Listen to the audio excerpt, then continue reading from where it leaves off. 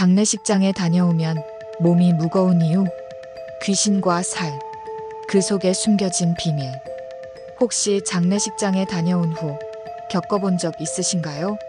온몸이 으스스하게 무거워지고 뼈마디가 쑤시는 듯한 느낌.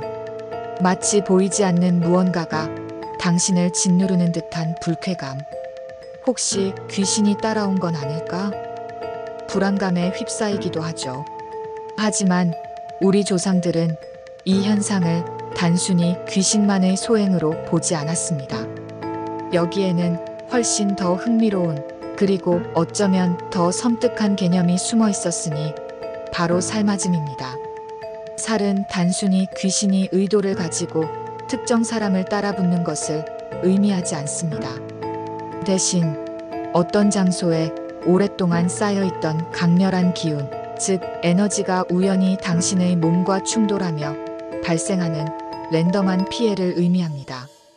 죽음을 둘러싼 강한 슬픔과 음기가 한데 뭉친 그 공간에서는 오랜 시간 자리를 지킨 기운이 있습니다. 그것이 마치 불씨처럼 때로는 누군가의 몸에 툭 하고 달라붙는 것이죠.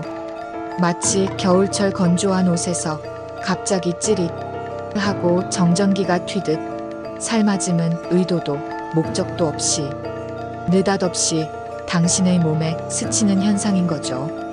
그렇다면 귀신과 살, 이 둘은 어떻게 다를까요? 귀신.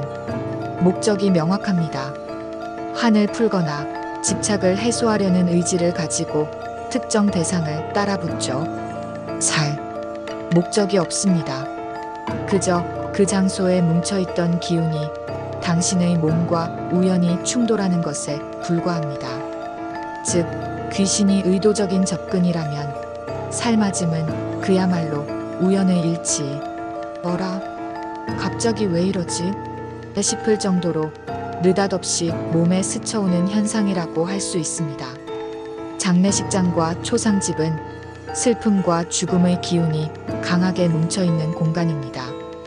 이곳에서 살의 기운은 마치 숨어있던 불씨처럼 특정 순간, 즉 당신이 약한 기운을 가진 순간에 툭 하고 달라붙을 수 있습니다. 그리고 그 순간부터 당신의 몸은 이상 반응을 보이기 시작하죠.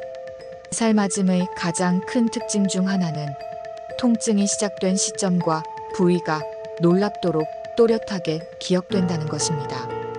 마치 누군가가 이때부터 아프기 시작했어 하고 당신에게 신호를 준 것처럼 말이죠. 더 답답한 점은 병원 검사로는 아무런 이상을 발견할 수 없다는 것입니다. 엑스레이나 MRI를 찍어도 염증도 없고 특별한 소견이 없다고 나오죠. 하지만 당신의 몸은 분명히 아프고 계속해서 무겁거나 쑤시는 느낌이 이어집니다. 어린아이의 경우 이유 없이 울음을 그치지 않는 섬뜩한 상황이 연출되기도 합니다. 이 살맞음의 기운이 몸에 달라붙으면 그날부터 당신의 몸은 계속해서 무겁고 컨디션이 저하된 상태가 지속됩니다. 한두 번의 통증으로 끝나는 것이 아니라 그 기운이 몸에 머무는 동안 계속해서 당신을 괴롭힐 수 있죠. 심지어 어떤 경우 의사는 혹시 내부에 뭔가 있는지 확인해보자며 관절이나 척추 부위의 수술을 권유하기도 합니다. 하지만 우리 조상들은 절대 하지 말라고 경고했습니다. 관절이나 척추 부위는 한 번 열고 닫으면 원래대로 돌아가기 어렵다.